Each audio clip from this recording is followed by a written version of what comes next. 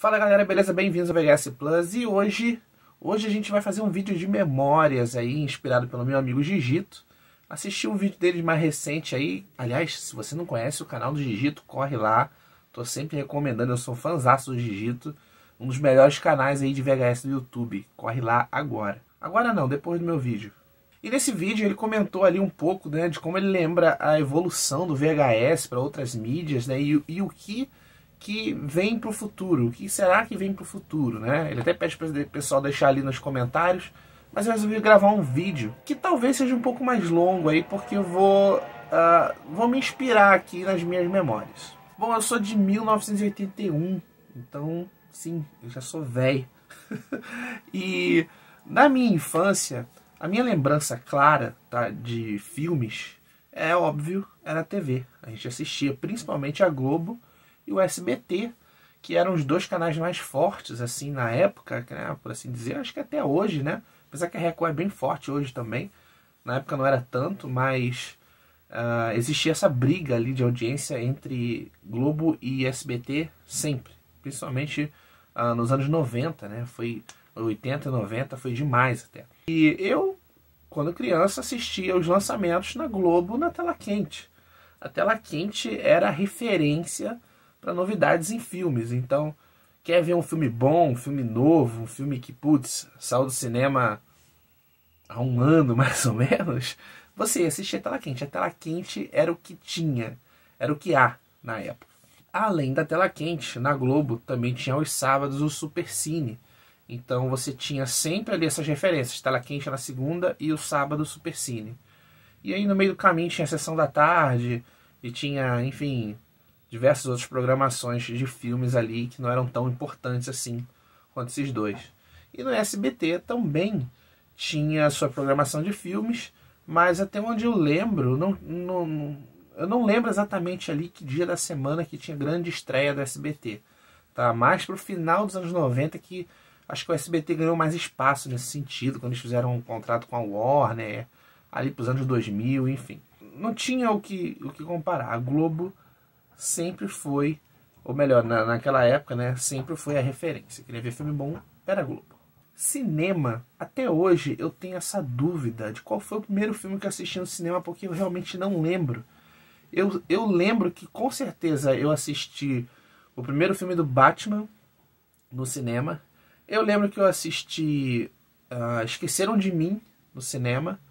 E eu lembro de ter assistido também os Caça-Fantasma 2. Então eu acho que foi um desses três, que é mais ou menos na mesma época ali. E até hoje eu preciso levantar isso aqui pra saber qual deles saiu primeiro. Porque eu lembro que eu assisti esses filmes e são dos mais antigos. Lembrando, claro, que também tinha filmes dos Trapalhões e da Xuxa, que aí também eu sei que eu vi vários, mas eu não lembro. Então um dia eu vou levantar isso aí e faço um vídeo. Porque fica certo que ali no início dos anos 90 eu comecei a frequentar cinema. Principalmente porque tinha um cinema de rua na cidade onde eu morava, que era um cinema relativamente novo, reformado, era um cinema bacana. E não era caro, e eu gostava muito desse cinema.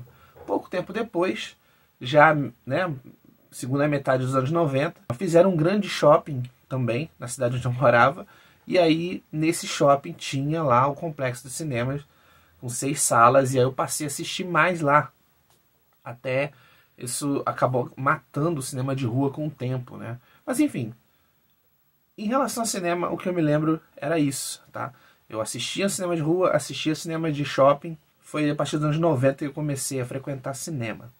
Em relação à mídia física, o que tinha era o VHS. O VHS, desde que eu era bem criança, provavelmente desde os meus 5, 6 anos, meu pai já tinha arrumado o VHS, que ele adorava a tecnologia. Ele investiu e comprou um importado e transcodificou. Teve que mandar transcodificar porque o sistema não era o mesmo, né? A gente sabe, quem entende, sabe que nos Estados Unidos o sistema era NTSC e no Brasil era PAL-M.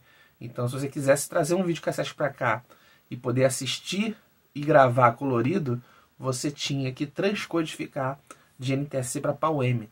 Depois não, depois começaram a lançar vídeos já fabricados no Brasil que funcionavam PAL-M e NTSC. Então você não tinha mais essa questão, esse problema. Mas, enfim, lá em casa sempre teve videocassete. Só que o meu pai, ele nunca foi de alugar filme. Então a gente não alugava filme. Meu pai só comprava umas fitas para poder gravar alguma coisa ou outra que ele gostava na TV. Filmes, né, reportagens, esse tipo de coisa. Mas ele não consumia filmes. E aí eu, já, né, nessa fase ali de 10, 12 anos, lembro de ter conversado com a minha mãe e falado, pô, vamos entrar de sócio numa locadora para poder alugar filme, né? Tem desenho, tem um monte de coisa, tem jogos também, enfim.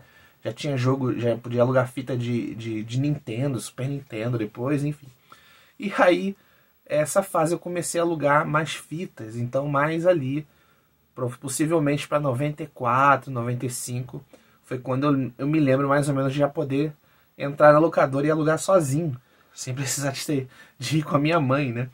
Então, de 95, 96 para frente, aí eu já alugava filme sozinho. E o VHS predominava, era ótimo. Até porque, então, nessa época também a gente já tinha mais de um vídeo em casa. E alguns filmes que eram bacanas a gente podia copiar. Então a gente tinha as nossas cópias de filme, né? Quando o filme era muito bom, a gente gravava numa cópia, assistia várias vezes e depois acabava apagando, gravando outra coisa por cima, enfim. A gente nunca foi muito de tirar uma cópia e manter aquele filme para sempre, sabe? Um ou outro, muito raro. E aí, gente, final dos anos 90, eu lembro muito claro, veio ali, principalmente quando saiu Matrix, o VHS de Matrix, ele já tinha aquela propaganda, né? Todos os VHS dessa época que saíram junto, né? Já vinha aquela propaganda de DVD, falando que o DVD era, sabe, o que tinha de mais tecnológico, a imagem de cinema, som de cinema. E assim, era uma grande revolução, não tem o que comentar, sabe? E todo mundo fazia aquela comparação, porque há pouco tempo, há poucos anos, popularizou também o CD, né? E o CD, comparado com vinil e com cassete, tinha um som muito melhor, muito melhor. Não vou discutir com os fãs de LPs, tá? Que vão dizer que não, que o som do LP é melhor que o do CD e tal. Gente, é uma questão de gosto, uma questão também de equipamento, né? Enfim, eu particularmente nunca ouvi um LP, tá? Que tem um som melhor que um CD. E pra mim nem faz muito sentido, tendo em vista que o CD é digital. Então, né? Enfim, cada um é cada um. Mas na minha concepção e numa concepção geral da época, tendo em vista equipamentos populares, né? O CD tinha sim sempre um som muito melhor. E o LP começou a cair as suas vendas, né? Cair o desuso ali, né? Foi óbvio, porque o CD ele tinha preços acessíveis, o LP ainda era mais barato, mas todo mundo queria a novidade, né? Então todo mundo comprando aparelho de som novo, sabe? Aquela coisa toda, para poder ter melhor qualidade, né? E então, quer dizer, quando veio o DVD, não teve como não fazer essa comparação. O DVD era como se fosse o CD pro LP, né? E o DVD pro VHS. E era o que tinha, gente. Eu sei que muita gente vai falar, pô, mas nessa época já tinha também DVHS. Gente, eu nunca tinha ouvido falar de DVHS até uns 4 anos atrás pra cá. Então não, no Brasil não existiu esse negócio de DVHS. Não vem com essa história de outras tecnologias. O videolaser, cara, era um nicho muito pequeno de pessoas que tinham videolaser, sabe? Só quem tinha muito dinheiro que tinha isso, porque, enfim, tinha que importar, não vendia aqui. Então não era uma coisa popular. A gente saiu do VHS pro DVD e ponto. Não tem intermediação ali, porque inventaram o 8mm, não, cara, inventaram, mas não colou, tá bom? Não popularizou. O máximo que popularizou realmente foi o VHS-C ali para câmeras filmadoras, né? Mas mesmo assim ninguém usava o VHS-C para gravar coisa da TV. Você só gravava festinha, esse tipo de coisa. Bom, e aí com a chegada do DVD, gente, a gente também teve o quê? A popularização dos computadores, né? Então a gente já tinha ali, já estava entrando numa época em que os computadores já estavam ficando num valor mais acessível. E era a época do Pentium, né? Pentium 3, enfim. Essa época entre 2000, 2001, Pentium 3 estava bombando. As facilidades começaram a aumentar. Até porque também nessa época começou a surgir o que era chamado de banda larga, que era uma internet, comparado com a que a gente tem hoje, uma internet que não servia praticamente para nada, mas que era, nossa, comparado com a internet de escada, era uma maravilha. Tá? Então você contratava ali uma internet de 100 KB. 100 KB, a gente não sabe, vamos pensar assim, 1 mega. Você divide em 10, é isso. Então era 128K, era a média nessa época. E quem tinha mais grana podia pagar 512, ou seja, meio mega. E 512 mega 512K de internet, cara, era uma coisa surreal, assim. Você tinha uma internet muito rápida naquela época. E o que aconteceu? Vieram também os drives com preços mais populares, o drive de CD e logo em seguida o drive de DVD. Né? E aí não demorou muito, a comunidade aí, internet, os hackers, né, conseguiram quebrar a criptografia do DVD para poder copiar esse filme para o computador. E se você pode copiar para o computador, então você também pode converter o formato. E foi quando surgiu o DivX. Gente, o DivX foi uma revolução, porque ele veio ali na mesma época do Kazaa. Né? O Kazaa ele veio para popularizar o torrent. Já era torrent, eu não lembro, era algo parecido, era o peer-to-peer, né? Tinha o Kazaa, tinha o Emule, né? Então os caras conseguiram converter um DVD que tinha, sei lá, 5 GB para um arquivo de 500 MB, um arquivo de até 700 MB em DivX, né? Com a mesma qualidade, com uma qualidade bem parecida, a mesma eu não vou dizer, mas uma qualidade bem parecida, bem próxima. Então você conseguia aí copiar um DVD para um CD, por exemplo, que CDs ainda eram bem baratos e gravadores de CD também eram mais acessíveis. Fora que você com um filme num tamanho menor, numa internet de 128K, fica mais fácil você enviar esse arquivo pela internet. E foi aí que começou a pirataria na internet de filmes. Tá? Quando foi graças ao DivX. E tinha diversos softwares para você trabalhar com isso. E eu lembro que assim, era uma coisa muito louca. Você tinha que copiar o DVD para o computador, e aí você convertia para DivX. E se você quisesse a legenda, você tinha que usar um outro software que tinha que ler a legenda, só que legenda do DVD é como se fosse uma imagem, é um GIF, né? Mas ele fazia reconhecimento de letra por letra e criava a legenda em SRT, que é o que existe até hoje, né? E logo depois, não demorou muito, começaram também a vender players que tocavam DivX com SRT. Isso é uma coisa que eu nunca entendi muito bem na indústria, porque tudo bem, eu entendo que o DivX ele não foi feito para pirataria, mas 99% do seu uso foi para isso, foi para copiar um filme de um DVD e poder piratear na internet. E a indústria facilitou isso também, porque eles lançaram players que tocavam DivX com legenda. Então, assim, ficava aquela coisa, pô, eu posso baixar um filme na internet, gravar um CD e assistir na minha sala, né? Inclusive, até esse meu DVD que eu tenho aqui, ele toca DivX também. É um formato .avi. Não existia ainda o MP4, o MKV, né? Que é o padrão H264, em alta definição, isso não existia ainda. Mas eu lembro que isso foi o grande lance. Então, assim, tinha esse boom dos DVDs e também na internet o boom dos filmes em DivX. E não era só o DivX, né? O DivX era um codec proprietário. E aí, quando a DivX ameaçou cobrar as empresas, né, que começaram a lançar alguns aparelhos com DivX e tal. E aí a DivX falou, olha, a gente vai cobrar para vocês usarem o nosso codec. E aí a comunidade foi lá e fez um codec igual, só que chamou de Xvid, que é DivX ao contrário, né? Então tem muita coisa em Xvid também. E aí, gente, com o avanço da tecnologia de computador, isso foi só aumentando, né? Padrões foram sendo criados, e aí a gente tinha os mais antigos, que era o AVI, o Movie, o MPEG, né? Então aí a gente passou do MPEG para o MPEG 3, que era o DVD, MPEG 4. Aí tinha o RMVB, que era da Real Media, uma coisa assim. Nossa, tinha uns padrões muito loucos. A gente que queria assistir coisas, por exemplo, no início, que eu lembro que quando começou a passar Lost, não passava em nenhum canal, nem de TV fechada. A gente não tinha o canal da ABC, não tinha no Brasil, nenhuma empresa de TV a cabo tinha. Então como é que você fazia para ver Lost? Você tinha que esperar uma outra empresa um belo dia licenciar para transmitir aquilo, ou você baixava na internet no dia seguinte. Então eu lembro que Lost acho que passava num domingo, sei lá, e na segunda você já tinha um episódio para baixar. Então a gente louco querendo ver, é óbvio que todo mundo baixava.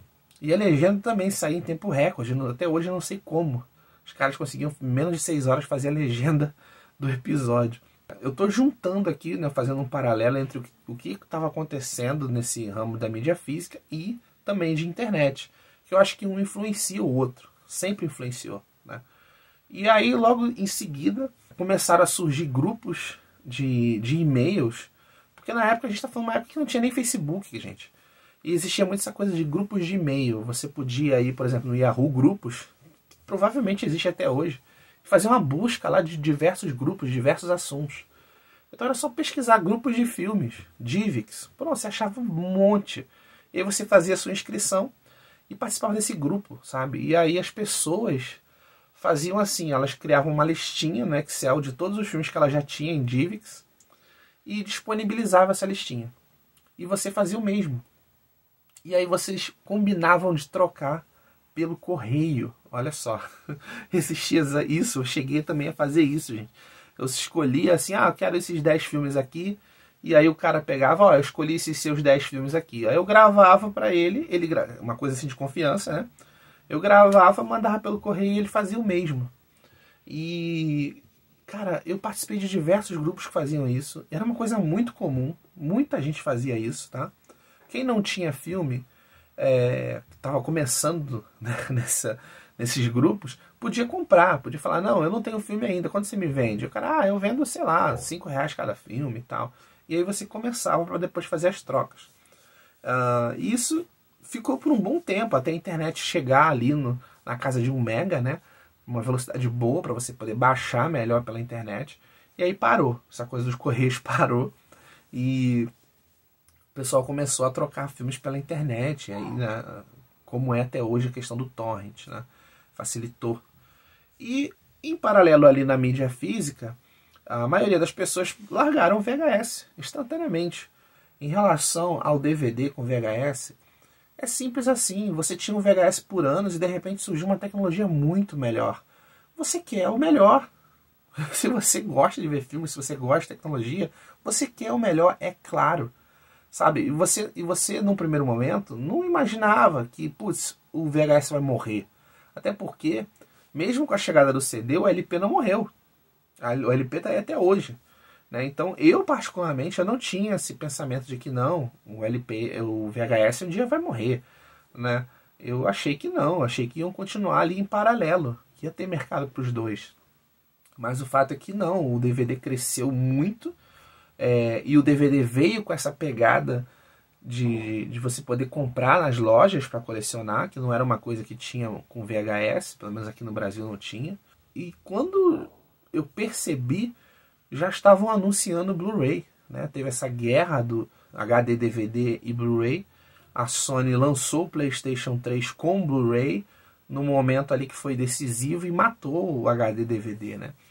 E aí quando veio o Blu-ray foi uma coisa assim que, nossa, o Blu-ray tem uma imagem muito mais superior ainda que o DVD, né? Só que na real as TVs de alta definição ainda eram caras, né? Então quando veio o PlayStation 3 ali, as TVs LCD ainda eram caras, não era todo mundo que tinha. Eu lembro que a gente comprou mais ou menos na mesma época, a nossa primeira TV LCD nem era Full HD, e eu tava louco para ver filmes em Blu-ray, então a gente comprou também um Play 3, foi meio que uma coisa assim para mim e pro meu irmão bem criancinha, louco para jogar e eu louco para ver filme. Nunca fui muito essa coisa de gamer, né? Não demorou muito, tá? Papo de 1 ou 2 anos, até onde eu me lembro, e aí já tô chutando aqui mais ou menos uma época ali entre 2009, 2010, por aí, que veio a Netflix, né? E eu lembro que o PlayStation 3 recebeu o aplicativo da Netflix, e quando ela chegou no Brasil, ela chegou bem agressiva, assim, a preços baratos. Eu lembro que nessa época a internet que eu tinha em casa era de 15 mega, que era uma internet até boa, assim, pra época. Era mais ou menos ali o padrão, tá? Entre 10 e 15. E eu fiquei de queixo caído quando eu assisti a Netflix pela primeira vez. Porque pra mim, a sensação que eu tinha era que eu estava assistindo um Blu-ray. Era a mesma coisa. A sensação que eu tinha era a mesma coisa de estar assistindo um Blu-ray.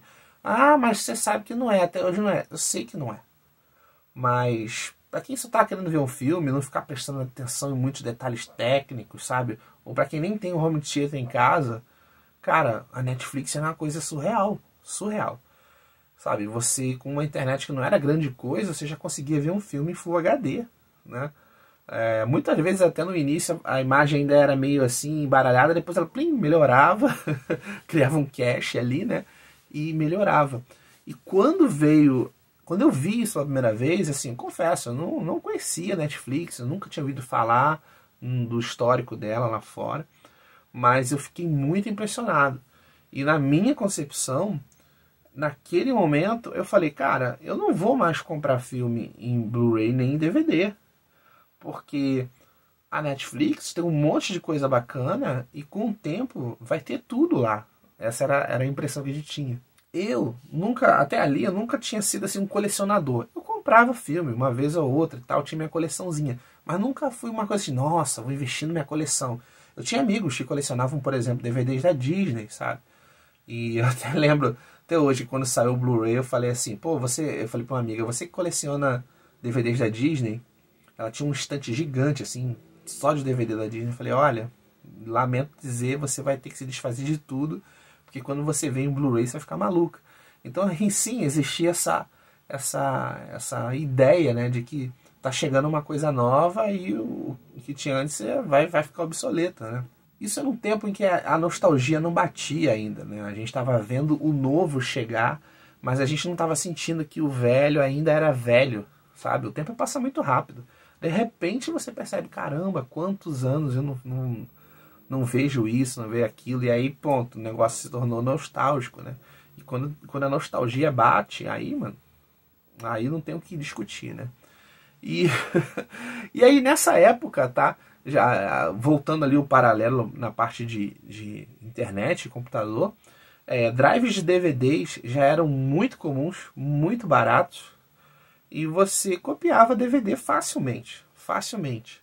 Então essa também foi a época em que os camelôs vendendo DVD nas ruas, nas praças, já estavam aos montes, principalmente porque também com o avanço da internet, né, uma internet mais rápida, era possível você baixar filmes que o pessoal filmava no cinema do outro lado do mundo e jogava na internet. No dia seguinte o cara gravava aquilo num CD com uma legenda lá, de qualquer jeito, né? O pirata sem qualidade, e vendia, porque muita gente não estava nem aí pra qualidade, ela só queria dizer que eu vi o filme do, sei lá, do Homem-Aranha, ainda tá no cinema. Tinha gente que enchia a boca para falar isso. E não é à toa que tem muitos DVDs que tem aquele comercial, né? Aquele clássico comercial lá da UBV que o pai chega pro menino e olha aqui, o inteligente do seu pai comprou um DVD pirata e tal. E aí o garoto fala, aqui, eu colei a prova também, ó, tirei 10. Pirata, igual seu DVD aí e tal. Então, assim, aí ele ainda fala, olha, esse filme nem saiu do cinema ainda, sabe? Porque realmente tinha essa coisa. As pessoas tinham um certo orgulho em dizer que comprou um DVD pirata de um filme que ainda está no cinema, porque era uma coisa, assim, inimaginável, sabe? O filme está no cinema, como assim? Eu tô vendo na minha casa já. E por causa da internet, essa coisa toda, pirataria, isso se tornou possível. Então tinha muita gente que achava isso bacana. Eu, particularmente, nunca gostei, porque desde o primeiro filme que eu baixei filmado em cinema, eu falei, gente, isso tá uma porcaria, sabe? Pra mim tá destruindo, na minha memória, tá destruindo o filme. Então, eu nunca assisti desses filmes que você baixou e filmado em cinema. Cara, sempre que eu bati o olho, eu falei, não. Cara, eu até consumia filmes piratas, sabe? Cheguei a comprar camelô, cheguei, um ou outro, sabe? Mas assim, de bobeira, porque tava com amigos, vamos comprar esse filme aqui, assistir lá, vamos. E mas assim, nunca foi uma coisa que na minha cabeça que eu sabia que, nossa, é igual ao original. Não, na minha cabeça nunca tive isso. Por isso que eu nunca entendi essa coisa das pessoas dizerem assim, não, porque a pirataria tá enganando os outros. Cara, Eu nunca conheci realmente uma pessoa que comprou um DVD pirata achando que era original.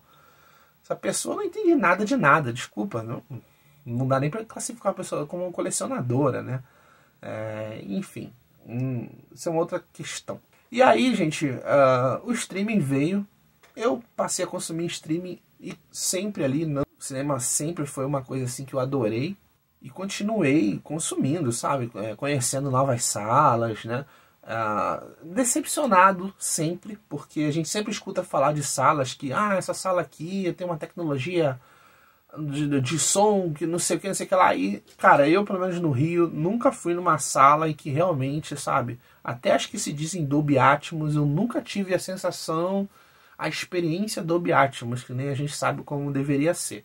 Então, até hoje eu tenho minhas dúvidas se essas salas realmente funcionam como deveriam, mas enfim, independente disso, eu sempre gostei de ir a cinema, comer uma pipoquinha, esse tipo de coisa.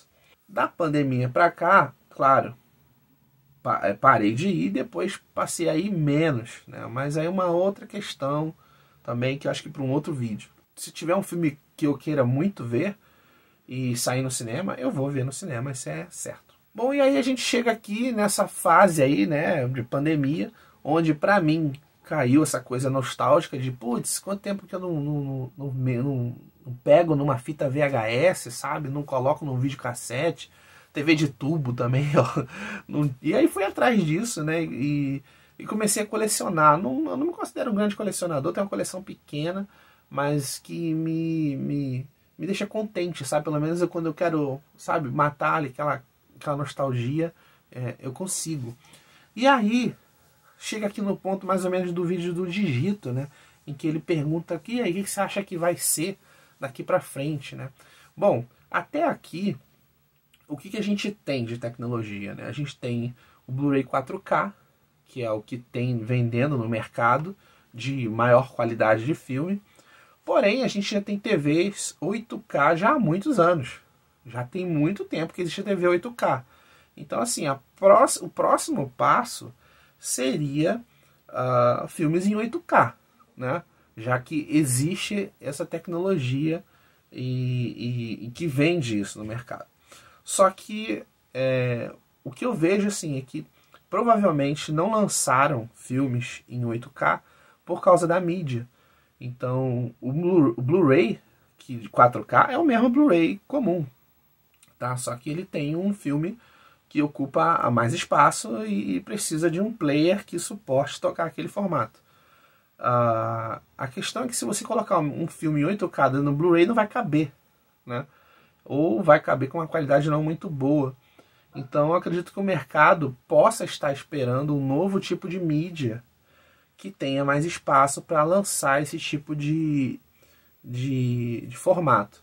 Só que a gente bate numa outra situação que está acontecendo, pelo menos aqui, aí eu vou falar em termos de Brasil, né? No Brasil a gente já praticamente não tem mais player vendendo, né? Nem mídia tá difícil de lançar. Então assim, o colecionismo de mídia física virou uma coisa mesmo de nicho.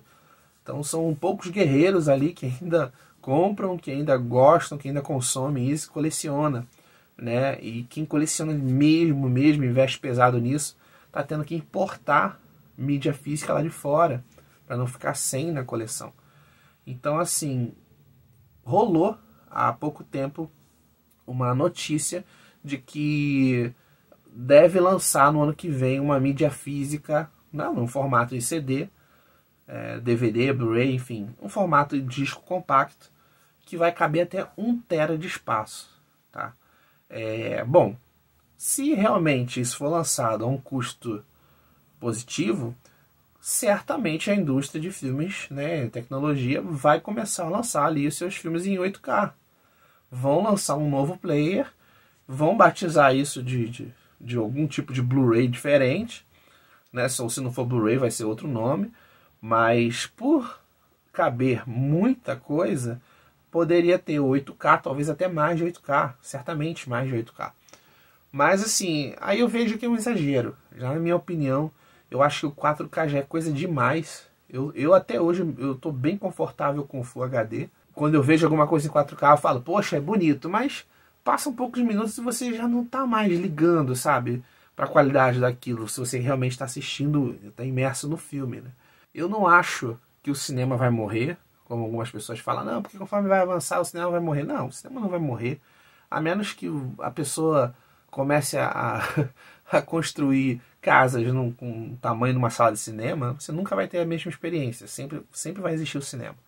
Eu acho que não morre, talvez diminua, mas morrer acho muito difícil. E o streaming, eu acho que o streaming precisa passar por algumas revoluções ainda. Eu acho que tem uma bolha aí que vai explodir em breve, porque as pessoas estão começando a ficar cansadas de ter que pagar um monte de streaming, e os streamings não são baratos, né? Então, pô, eu quero ver todo tipo de filme, eu tenho que ficar pagando um monte de filme, de streaming, enfim. Eu acho que isso aí talvez surja um dia uma espécie de Spotify dos streamings de filmes, né? Para Spotify você tem lá discos de todas as gravadoras, né? Então podia ter uma espécie de streaming que tivesse filmes de todos os outros streamings, né? Incluindo a Netflix, por que não? Não precisa ter tudo, mas um pouco de tudo, né? Talvez essa seja a solução para um grande streaming no futuro, que aí compensa mais você pagar do que você ficar pagando vários, né? Então eu não sei aonde essa questão, essa guerra dos streamings vai chegar, mas o streaming ele chegou para ficar, isso é óbvio. A gente tem sempre um avanço, né, em termos de tecnologia. A tecnologia ela nunca retrocede, né? A gente está sempre tendo uma internet mais rápida, enfim, então eu acho que sim, vai avançar cada vez mais. O streaming vai chegar a um ponto em que vai ser o suprassumo, mas ainda sempre vai ter aquele que vai querer ter a mídia física, vai querer ter o filme, sabe, para guardar em casa e não depender de um streaming, né? O fã, aquele que coleciona, isso sempre vai existir. Então, por causa desse aí, eu acho que sim, sempre vai existir mídia física, e o avanço da mídia física para mim é esse, tá? Depende aí de formatos que suportem mais espaço, né? E se não for o caso, o que pode acontecer é inventarem algum player que toca, por exemplo, um cartão SD, né? Igual se eu não me engano, é o Nintendo Switch, né? Não tem fita, ele tem tipo um cartão de memória. Então os jogos ele vem na caixinha, mas quando você abre, qual que é a mídia física? É um cartão de memória. Então talvez possa ser que evolua para isso. Porque é mais fácil você fazer um cartão de memória com 1 tera do que um CD, né? Então, não sei o que podem inventar aí para dar continuidade à mídia física, né? Aquela coisa de você pegar e ter. Mas é uma pena, porque eu acho que isso também depende do público, né? Porque eu vejo que, por exemplo, hoje a grande maioria não se importa com extras, né? Com bônus que vem, né? Aquela coisa de comentário de diretor e tal. A maioria hoje não se importa. A pessoa meio que ela se acostumou a abrir o filme no stream, assistir e passar para o próximo, né? Então ela não quer saber se, poxa, depois vão lançar com extras de tantas horas de conteúdo e tal. Tem gente, a maioria não se importa com isso. Então é uma pena, porque eu acho que se eles soubessem explorar isso melhor, talvez o consumo da mídia física ainda fosse grande, né? Aí já dando a minha resposta ao Jiu-Jitsu, eu acho que o futuro é esse, um novo formato, ou algum tipo de cartão de memória, e também o nosso rei DVD, apesar dos 8K da vida, eu acho que o DVD ele ainda vai sobreviver por muitos e muitos anos ainda, apesar de qualidades superiores, tá? E aí, por uma questão de conveniência, talvez, preço, né? Por mais que tenham formatos de qualidades maiores, sempre vai ter aquela pessoa que tem a noção de que eu quero ter, mas eu não quero pagar o mais caro. Para mim, eu tô legal com um DVDzinho mais barato, né? E isso acontece no mundo inteiro. Não é à toa que o DVD vende mais. É simplesmente porque as pessoas têm essa consciência de que elas não querem gastar mais. É simples assim. A resposta de por que o DVD vende mais? Porque as pessoas, tem muita gente que está ali, que tem dinheiro para comprar o mais caro, mas ela tem essa consciência de que ela não precisa, que o DVD já satisfaz. E é por isso, simples assim. Muita gente tem essa consciência, uma coisa cultural, né? E é por isso que eu também acho que o DVD vai perpetuar por muitos anos aí, muitos e muitos anos mesmo, até que, sei lá, os players comecem a pifar todos e fique muito difícil você conseguir player para assistir. Aí realmente, se você não tem player para assistir, não tem nem porque você comprar mais, né? Que é uma pena. Mas enfim, as coisas podem mudar, né? Eu penso que tudo é moda. A moda vai, moda vem. A gente vê coisas antigas voltando, né? E daqui a pouco a gente pode estar até vendo VHS sendo fabricado de novo aí, né? Embora tenha alguns lançamentos, fábrica mesmo, assim, fabricando aos montes, não tem mais, nem videocassete. Mas eu espero que um dia volte aí. Eu torço. Então é isso, galera. Ficou esse vídeo enorme. Pensei até, de repente, dividir em 2 partes e tal, mas não. Vou deixar esse vídeo grande aí, que é... Eu sei que tem gente que gosta, então ficou mais um bate-papo. E se você quiser fazer comentários sobre o que você acha, se você viveu essa fase, e aí você trocou o Divix pelo correio também, se você viveu essa fase, põe a tua história nos comentários aí, ou grava um vídeo também, grava um vídeo e comenta a gente, né?